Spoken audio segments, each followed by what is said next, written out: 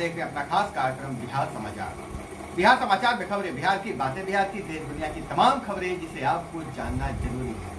बिहार समाचार में हम खबर देते हैं सत्ता के गलियारों से, पंचायत के गलियों से और गाँव के चौपालों से, जिससे आप रहते हैं अपडेट। बिहार समाचार में हम खबर लेकर आए हैं पंचायतों से, क्या है वार्ड सदस्यों, सरपंच और मुखिया जी का हाल, और वहीं हम खबर लाए हैं शिक्षकों के हवाले से, नियोजित शिक्षकों का क्या है भविष्य, और क्या शिक्षक बहाली में आरक्षण का क्या रहेगा व्यवस्था। इसी के साथ देश दुनिया और राजनीति की खबरों पर जब नजर डालेंगे तो हम पहले नजर डाल लेते हैं शिक्षा विभाग से। तो शिक्षा विभाग की कार्रवाई से अधिकारियों में हड़कंप है। सीतामढ़ी में कई कर्मियों पर गाज गिरी है। कई कर्मियों पर सीतामढ़ी में गाज गिरी है। शिक्षा पोर्टल पर लक्ष्य अनुरूप सरकारी स्कूल के बच्चों की प्रविष्टि नहीं होने से विभाग द्वारा कभी गंभीरता से लिया गया है।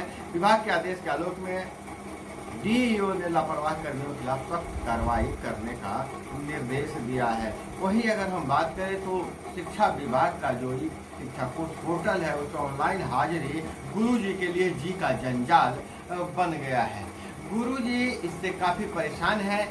सबसे ज्यादा इनके तकनीकी गड़बड़ी के कारण नेटवर्क की समस्या आ रही है। नेटवर्क की समस्या रहने के कारण इस शिक्षा कोर्स पे ये अपना हाजिरी नहीं बना पा रहे हैं।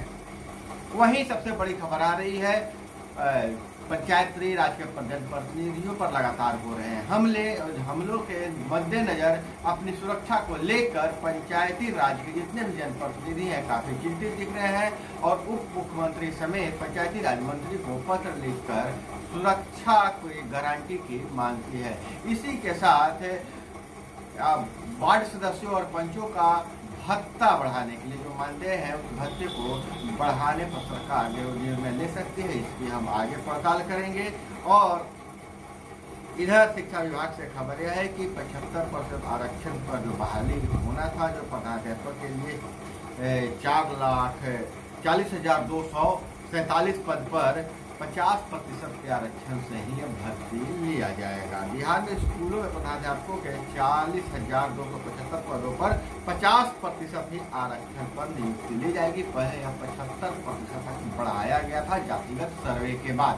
अब नजर डालते हैं वैसी प्रमुख 10 खबरें जिस पर देश दुनिया की नजरें टिकी रही। तो पहले नजर डालते हैं बिहार विधानसभा चुनाव 2025 की तैयारी में नीतीश कुमार लग गए हैं। 20 सूत्री कमेटी का गठन किया है। सीएम नीतीश कुमार विधानसभा चुनाव की तैयारी में जुट गए हैं। एनडीए नेताओं को 20 सूत्रीय कमेटी में सेट किया गया है। जदयू बीजेपी के अलावा चिराग पासवान की पार्टी के नेताओं को भी कमेटी में जगह दी गई है। नीतीश सरकार ने बिहार के सभी 38 जिलों में जिला स्तरीय कार्यावरण यानी 20 सूत्रीय समिति का गठन किया है। इसको लेकर कैबिनेट सचिवालय ने जिलावार अधिसूचना जारी किया है। और कोलकाता से बहुत बड़ी खबर आ रही है निर्भया कांड की तरह ही कोलकाता में एक घटना घटी है, शर्मनाक घटना घटी है। कोलकाता में तीन डॉक्टर से रेप किया गया है, फिर हत्या आंख मुंह प्राइवेट पार्ट से निकल रहा था। कोलकाता के सरकारी हॉस्पिटल आर.जी.कर मेडिकल कॉलेज में शुक्रवार को पोस्ट ग्रेजुएट ट्रेनी महिला डॉक्टर की डेड बॉडी मिली है। शुरुआती जांच में पता चला है कि रेप के बाद 6 डॉक्टर की हत्या की गई है। महिला के आंख, मुंह, पेट, बाएं पैर, गर्दन, दाहिने हाथ, रिंग फिंगर और होठ पर भी चोटें हैं और प्राइवेट पार्ट से ब्लड निकल रहा था। श्री ममता बनर्जी ने शनिवार को कहा है कि मामले को फास्ट ट्रैक कोर्ट में भेजा जाएगा। दोषी को फांसी की सजा देने की मांग करेंगे। सीबीआई जांच में कोई ऐतराज नहीं है। और पटना में घर में घुसकर युवक का मर्डर, गर्दन में साड़ी लिपटी थी, शरीर पर पेंट फेंका था। पटना में घर में घुसकर युवक की हत्या हुई है। 30 साल के रवि बुद्धा कॉलोनी में अपने घर में अकेले रहता था। बताया जा रहा है कि 2 दिन पहले उसका मर्डर हुआ है। आज बेटे से मिलने परिवार पहुंचा तो लाश मिली है। 2 दिन से रवि का फोन बंद था। परिवार जब पहुंचा तो घर का गेट बाहर से बंद था।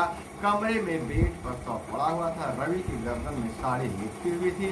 शरीर पर पेंट फेंका मिला और पुलिस को जान पहचान वाले की हत्या की शक है।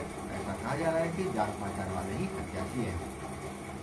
और बांग्लादेश की अगर स्थिति बोले तो हिंदू बहुल इलाके के 65 थाने बंद हो गए हैं। पिछले 5 महीने से बंद पड़े 5 दिनों से बंद पड़े थानों को वहाँ की आर्मी सेना खुलवा रही है। अल्पसंख्यकों का बांग्लादेश में बहुत बुरा हाल है और भारतीय मीडिया के साथ वर्ल्ड मीडिया भी इस बात की रिपोर्ट कर रही है। पूरा सोशल मीडिया वहाँ अल्पसंख्यकों पर हो रहे जुल्म से भरा हुआ है और इसी के बीच बांग्लादेश जो है शांत होने का नाम नहीं ले रहा है। बांग्लादेश के चीफ जस्टिस के खिलाफ छात्रों ने प्रदर्शन किया और उन्हें इस्तीफा देना पड़ा। छात्रों ने कहा था कुर्सी से खींचकर उतारेंगे।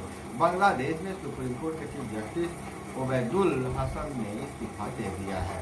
उनके इस्तीफे की मांग को लेकर प्रदर्शनकारी छात्रों ने शनिवार सुबह सुप्रीम कोर्ट को घेर लिया। प्रदर्शनकारी बड़ी तादाद में वहाँ इकट्ठा थे। छात्रों ने कहा कि अगर जजों ने इस्तीफे नहीं दिए तो हसीना की तरह उन्हें भी कुर्सी से खींचकर उतार देंगे। प्रदर्शनकारी छात्रों ने आरोप लगाए थे कि सुप्रीम कोर्ट के जज हसीना से मिले हुए हैं और वहीं आरजेडी अल्पसंख्यक प्रकोष्ठ की बैठक हुई है। मुस्लिम वोट बैंक मजबूत करने पर रणनीति बनाई जा रही है। वक्फ बोर्ड को लेकर केंद्र में बहस चल रही है। केंद्र सरकार इसको लेकर 2 विधेयक ला चुके हैं। अब संशोधन बिल का यह मामला जेपीसी ज्वाइंट पार्लियामेंट्री कमेटी के पास है। इधर राजद ने शनिवार को अल्पसंख्यक प्रकोष्ठ की बैठक बुलाई है। नेता प्रतिपक्ष तेजस्वी यादव समेत राजद के कई वरिष्ठ जो नेता हैं इस बैठक में भाग ले रहे हैं और प्रदेश अध्यक्ष जगन्नाथ भी मंच पर मौजूद हैं। आरजेडी का कोर वोट बैंक यादव और मुसलमान है तो मुसलमानों को लुभाने के लिए केंद्र सरकार द्वारा लाई गई वक्फ बोर्ड के संबंध में जो विधेयक है उसका विरोध कर रहे हैं। और वहीं मनीष सिसोदिया को सुप्रीम कोर्ट से जमानत मिल गई थी। इस पर सिसोदिया बोले सुप्रीम कोर्ट ने कल तानाशाही को कुचला। भगवान के घर देर है अंधेर नहीं है। दिल्ली के पूर्व डिप्टी सीएम मनीष सिसोदिया ने आप ऑफिस में कार्यकर्ताओं को संबोधित करते हुए कहा कि सुप्रीम कोर्ट ने संविधान का इस्तेमाल करते हुए कल तानाशाही को कुचला है कि विवाद भी जल्द बाहर आएंगे। भगवान के घर देर है अंधेर नहीं है। सिसोदिया दिल्ली के शराब नीति केस को लेकर 26 फरवरी 2023 से सीबीआई कोर्ट की हिरासत में थे और शुक्रवार को करीब 6 बजे उन्हें तिहाड़ जेल से रिहा किया गया है। हालांकि सुप्रीम कोर्ट ने कहा है कि सिसोदिया पर जो शराब घोटाले की जो आरोप लगा है उस वक्त से कोई इनकार नहीं किया जा सकता है, लेकिन फैसला आने में लेट है इसलिए उन्हें जमानत दिया जा सकता है। और वहीं बेगूसराय में ट्रिपल मर्डर, घर में सो रहे पति पत्नी और बेटी का गला काटा गया है। बेगूसराय में बदमाशों ने घर में सो रहे पति पत्नी और 2 मासूम बच्चों का गला काट दिया। इसके बाद उनके चेहरे पर एसिड डालकर भाग गए। इस वारदात में पति पत्नी एक बच्ची की मौत हो गई है। बेटे की हालत नाजुक है। बर्दाश्त शुक्रवार रात बछवाड़ा थाना क्षेत्र के चिरंजीवीपुर के वार्ड नंबर 12 ठड्डा रफीकपुर में हुई है। शनिवार की सुबह घटना की जानकारी पुलिस से हुई है। इसके बाद पुलिस को बुलाया गया। एसपी मनीष ने बताया कि सोने के दौरान इन तीनों की हत्या हुई है। और प्रधानमंत्री नरेंद्र मोदी वायनाड लैंडस्लाइड प्रभावित इलाके में पहुंचे, हवाई सर्वे किया, पीड़ितों से मिले हैं। नरेंद्र मोदी शनिवार को केरल के वायनाड के लैंडस्लाइड प्रभावित इलाकों का दौरा किया है। सुबह 11 बजे स्टेशन विमान से कन्नूर एयरपोर्ट पहुंचे थे। वहां से हेलीकॉप्टर से वायनाड गए। उन्होंने रास्ते में लैंडस्लाइड प्रभावित चूरलमाला, मुंडकक्कई और कुंचिरिमपट्टम गांव का हवाई सर्वेक्षण किया है। मोदी ने वो जगह देखी जहां 30 जुलाई को रात तबाही शुरू हुई थी। मोदी ने पीड़ितों से मुलाकात किया है। वहीं बक्सर, भागलपुर, पटना में खतरे के निशान से ऊपर गंगा। बिहार में 20 जिलों में बारिश का अलर्ट है। बिहार में गंगा, गंडक समेत कई नदियां उफान पर है। पटना, हाथीदह और कहलगांव में गंगा लाल निशान के ऊपर चला गया है। पटना के गांधी घाट पर गंगा का जलस्तर निशान 54 सेंटीमीटर से ज़्यादा है, जबकि हाथीदह 17 सेंटीमीटर और कहलगांव में गंगा का पानी 7 सेंटीमीटर ऊपर है। मौसम विभाग ने आज 20 जिलों में बारिश की संभावना जताई है। और बहुत बड़ी खबर है जो पूरे देश की राजनीति को प्रभावित कर सकती है और पूरे इसके देश में चर्चा है। हिंडनबर्ग बोला है, वही हिंडनबर्ग इसने अडानी के शेयर को सीधे धरातल पर ला दिया था एक गलत रिपोर्ट छापकर।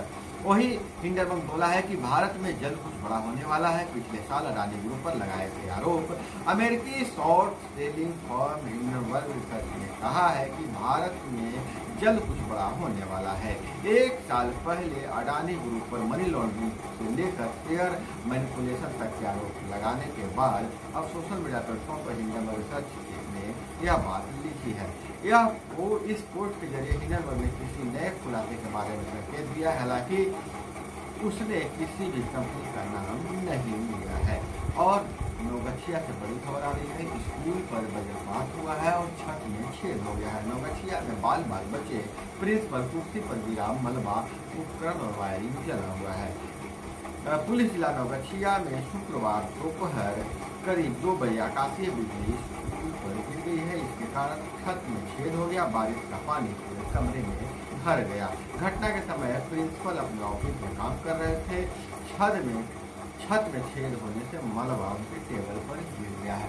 प्रिंसिपल ने बताया कि ऑफिस में बैठे हुए थे और एक प्यून भी वहाँ बैठे हुए थे। इसी बीच आकाशीय पूरा कमरा तेज आवाज के साथ धुएं से भर गया और जब धुआं छटा तो देखे कि छत में छेद हो गया है और जो उसका मलबा है टेबल पर गिरा हुआ है। तब उन्हें समझ में आया कि स्कूल के छत से आकाशीय बिजली गिरी है।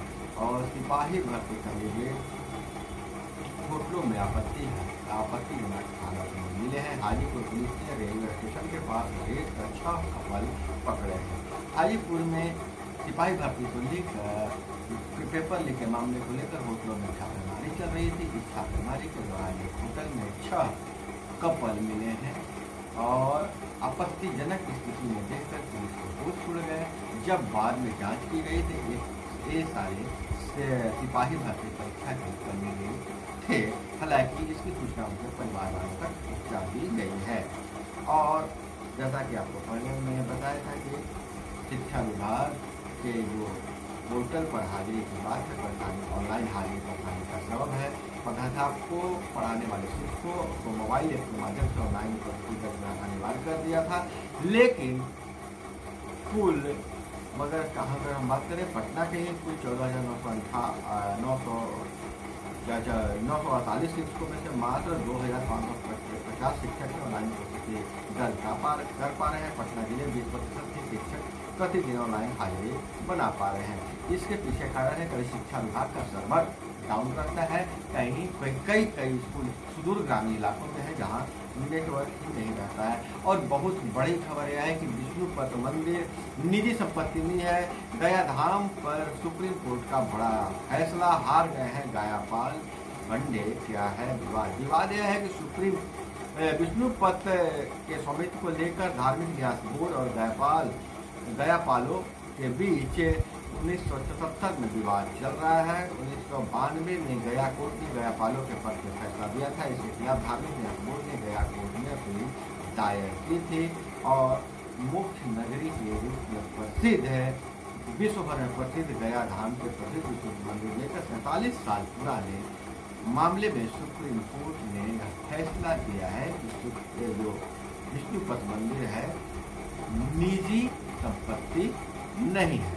और वहीं अगर हम बात करें पंचायती राज के हवाले से, पंचायती राज मंत्री के हवाले से, उनके विभागों के हवाले से, तो पंचायती राज विभाग बड़े पैमाने पर पंचायतों में भवनों का निर्माण करने वाली है।